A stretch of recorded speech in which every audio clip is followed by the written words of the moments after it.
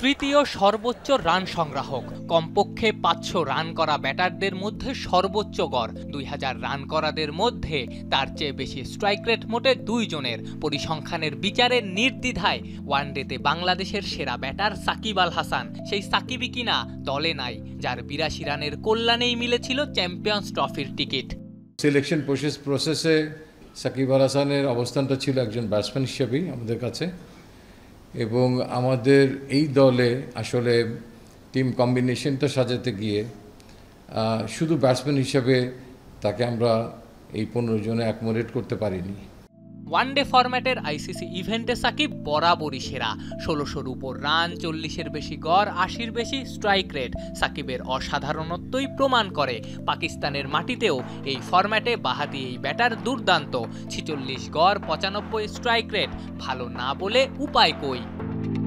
সবশেষ 11 ওয়ানডেতেও সাকিব খারাপ করেননি, 35 গড়, 90 স্ট্রাইক রেট। সাকিব ময় না হলেও জানিয়ে রাখা, নিজেদের শেষ 11 ইনিংসে মুশির গড় 25, হৃদয়ের 32, মুশির স্ট্রাইক রেট 80, হৃদয়ের 88। ঢাকা প্রিমিয়ার লিগেও একটা করে 50 ও 100 করেছেন সাকিব, এক ম্যাচে আউট হয়েছিলেন 49-এ।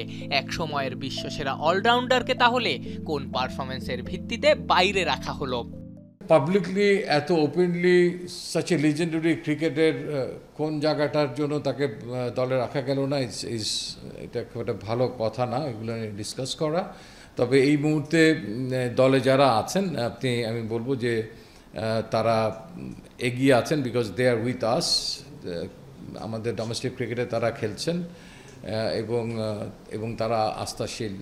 চিফ সিলেক্টর না হয় বললেন অন্যদের চেয়ে এই মুহূর্তে সাকিব পিছিয়ে আছেন, কিন্তু পরিসংখ্যান বলছে শেষ 2 বছরে বাংলাদেশের সেরা 4 ওয়ানডে ব্যাটারের একজন বাংলাদেশের সাবেক অধিনায়ক। তবুও সাকিবের না থাকা নানাবিধ প্রশ্নেরই জন্ম দেয়।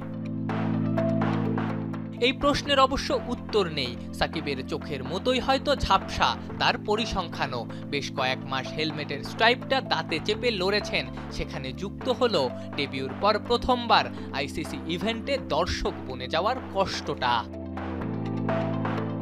আফনান পিয়াল, যমুনা স্পোর্টস, ঢাকা।